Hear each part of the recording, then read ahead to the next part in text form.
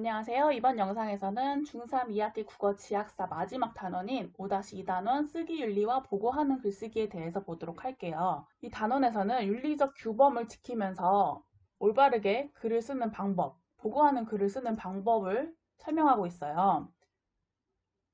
쓰기 윤리와 관련된 내용은 너무 쉽고 당연한 내용이기 때문에 여러분들은 이 단원이 비교적 쉽게 느껴질 거예요.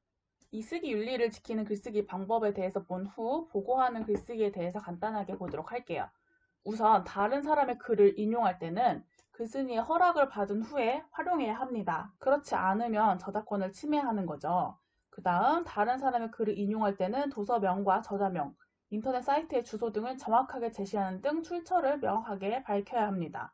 이것도 마찬가지로 그렇지 않으면 저작권을 침해하는 행위일 뿐만 아니라 출처를 밝혀주면은 글의 신뢰성도 높여요. 따라서 출처를 명확하게 밝혀야겠죠. 그리고 다른 사람의 연구 자료를 인용할 때는 자료를 과장하거나 왜곡하지 않아야 합니다. 연구 자료의 결과를 조작하지 않고 사실에 근거하여 그대로 써야 한다는 말이죠. 보고하는 글쓰기의 윤리도 방금 한 내용이랑 똑같아요. 그렇다면 보고하는 글은 뭔지 보도록 하겠습니다. 보고하는 글은 다른 사람에게 알리기 위한 목적으로 어떤 주제에 대하여 관찰, 조사, 실험한 내용을 절차와 결과가 드러나도록 쓰는 글로 보고하는 글은 이 5가지 특성이 있는데요. 첫 번째, 정확성. 보고하는 내용과 결과가 사실에 근거하여 바르고 확실해야 한다는 것이고, 두 번째, 객관성.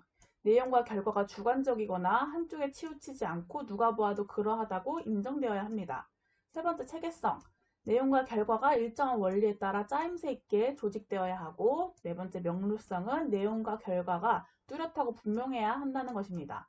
마지막으로 신뢰성은 전문가의 견해나 사실관계가 검증된 자료를 제시해야 한다는 것이에요. 아까도 말했듯이 신뢰성은 자료의 출처를 제시함으로써 높일 수도 있다고 했죠.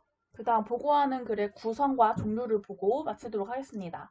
보고하는 글은 처음, 중간, 끝으로 구성할 수 있는데, 처음에는 조사나 실험의 주제, 목적을 제시하고 조사 기간과 대상, 방법 등을 설정합니다. 중간에는 조사, 실험, 관찰 결과 및 분석한 내용 등을 체계적으로 서술하고, 끝에서는 조사한 내용을 요약하고 조사자의 의견 등을 덧붙입니다. 보고하는 글의 종류는 3가지가 있는데요.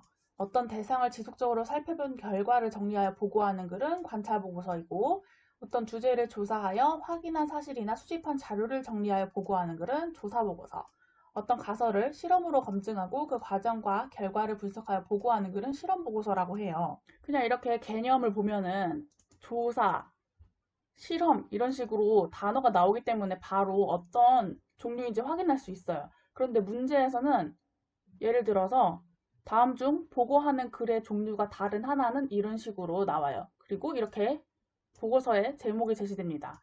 따라서 이 개념과 종류만 읽고 넘어가지 말고 이런 예문도 꼭 읽어보시길 바랄게요.